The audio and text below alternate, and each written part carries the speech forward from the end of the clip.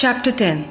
Sai Baba's mode of life, his sleeping plank, his stay in Shirdi, his teachings, his humility, Nanavali, the easiest path. Remember Sai Baba always with love, for he was ever engrossed in doing good to all and always abided in his self.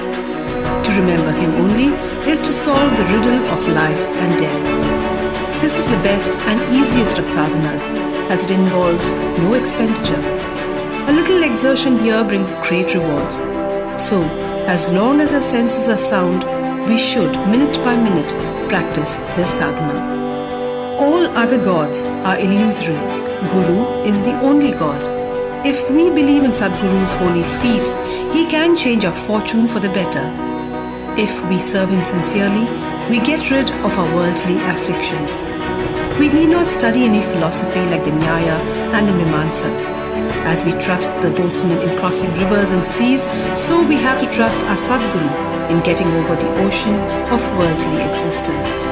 The Sadguru looks to the intense feeling and devotion of his devotees and endows them with knowledge and eternal bliss. In the last chapter, Baba's mendicancy and devotees' experiences and other subjects were dealt with. Let the readers now hear where and how Baba lived, how he slept, and how he taught. Baba's wonderful bedstead. Let us first see where and how Baba slept. Mr. Nana Sahib Dengli brought for Sai Baba a wooden plank about 4 arms in length and only a span in breadth for sleeping upon. Instead of keeping the plank on the floor and then sleeping on it, Baba tied it like a swing to the rafters of the masjid with old shreds or rags and commenced to sleep upon it. The rags were so thin and worn out that it was a wonder how they could bear or support the weight of the plank itself, leave alone the weight of Baba. But somehow or the other, it was Baba's sheer Leela that the worn-out rags did sustain the plank along with the weight of Baba on it. On the 4 corners of this plank, Baba lighted panatis or earthen lamps, one at each corner, and kept them burning the whole night. It was a sight for the gods to see Baba sitting or sleeping on this plank. It was a wonder to all how Baba got up and down the plank. Out of curiosity, many curious observers kept watching the process of mounting and dismounting, but no one succeeded. As crowds began to swell to detect this wonderful feat, Baba one day broke the plank into pieces and threw it away. Baba had all the 8 Mahasiddhis at his command. He neither practiced nor craved for them. They came to him naturally as a result of his spiritual perfection. Manifestation of Brahma. Though Sai Baba looked like a man, 3 cubits and a half in length, still he dwelt in the hearts of all. Inwardly he was unattached and indifferent, but outwardly he longed for mass welfare. Though inwardly an abode of peace, he looked outwardly restless. Inwardly he had the state of Brahma. Outwardly he seemed engrossed in the world. Sometimes he looked on all with affection, and at times he threw stones at them. Sometimes he scolded them, while at times he embraced them and was calm, composed, tolerant and well-balanced. He always abided and was engrossed in the self, and was well disposed towards his bhaktas. He always sat in one asana and never travelled. His satka was a small stick, which he always carried in his hand. He was calm and thought-free. He never cared for wealth and fame and lived on begging. Such a life he led. He always uttered Allah Malik. Entire and unbroken was his love for the bhaktas. He was a mine, storehouse for self-knowledge and full of divine bliss. Such was the divine form of Sai Baba, boundless, endless, undifferentiated. One principle which encompasses the whole universe, from a stone to Brahma, incarnated in Sai Baba. The really meritorious and fortunate people got this treasure grove in their hands, while those people who, not knowing the real worth of Sai Baba, took him to be a mere human being, were indeed unfortunate. His stay in Shirdi and probable birth date. No one knew or knows the parents and the exact date of birth of Sai Baba, but it can be approximately determined by his stay in Shirdi. Baba first came to Shirdi when he was a young lad of 16 and stayed there for 3 years. Then, all of a sudden, he disappeared for some time. After some time, he reappeared in the Nizam state near Aurangabad and again came to Shirdi with the marriage party of Chand Patil when he was about 20 years old. Then, he stayed in Shirdi for an unbroken period of 60 years, after which Baba took his Mahasamadhi in the year 1980. From this we can say the year of Baba's birth, approximately 1838 AD. Baba's mission and advice. Saint Ramdas flourished in the 17th century and fulfilled to a great extent his mission of protecting cows and Brahmins against the Yavanas. But within 2 centuries after him, the split between the two communities, the Hindus and the Muslims, widened up, and Sai Baba came to bridge that gulf. His constant advice to all was to this effect: Ram, the god of the Hindus, and Rahim, the god of the Muslims, were one and the same. There was not the slightest difference between them. Then why should the devotees fall out and quarrel amongst themselves? You ignorant folk, join hands and bring both the communities together. Act sanely, and thus you will gain your object of national unity. It is not good to dispute and argue, so don't argue. Don't emulate others. Always consider your interest and welfare. The Lord will protect you. Yoga, sacrifice, penance, and knowledge are all the means to attain God.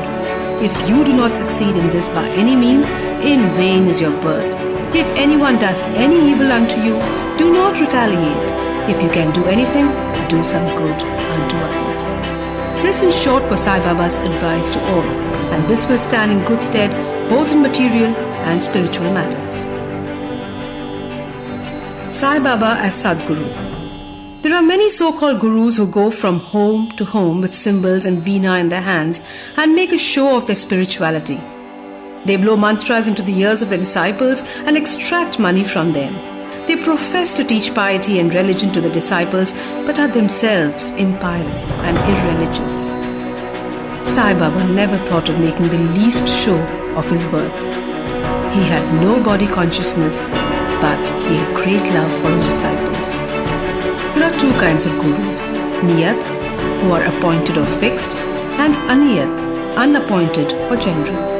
The latter, by their advice, develop the good qualities in us, purify our hearts, and set us on the path of salvation. But contact with the former dispels our sense of dualities and establishes us in unity by making us realize, Thou art that. There are various gurus imparting to us various kinds of worldly knowledge, but he who fixes in our nature and carries us beyond the ocean of worldly existence is the Sadguru. Sai Baba was such a Sadguru. His greatness is indescribable. If anybody went to take his darshan, he, without being asked, would give every detail of his past, present and the future. He saw divinity in all beings. Friends and foes were alike to him, disinterested and balanced. He obliged the evildoers as well as the pious. He was the same in prosperity and adversity. No doubt ever touched him. Though he acted through the body, he was not in the least attached to his body or the house. Though he looked embodied, he was really unembodied, free from gross existence. Blessed are the people of Shirdi who worshipped Sai as their god. While eating, drinking, working in their backyards and fields, and doing various household works, they always remembered Sai and sang his glory. They knew no other god except Sai. What to speak of the sweetness of the love of the women of Shirdi? They were quite ignorant, but their pure love inspired them to compose poems or songs in simple rustic language. Letters of learning they had none. Still, one can discern real poetry in their simple songs. It is not intelligence, but love that inspires real poetry. Real poetry is a manifestation of true love, and this can be seen and appreciated by intelligent listeners. Collection of these folk songs is desirable, and by Baba's wish, some fortunate devotee may undertake the task of compiling and publishing these folk songs either in the Sai Leela magazine or separately in a book. Baba's humility. Lord or Bhagwan is said to have 6 qualities: fame, wealth, non-attachment, knowledge, grandeur, and being liberal. Baba had all of these in him. He incarnated in flesh for the sake of bhaktas. Wonderful was his grace and kindness, for he drew the devotees to him, or how else one would have known him. For the sake of his bhaktas, Baba spoke such words the goddess of speech could not utter. Here is a specimen. Baba spoke very humbly as follows: Slave of slaves, I am your debtor. I am satisfied at your darshan. It is a great favor that I saw your feet. I consider myself blessed thereby.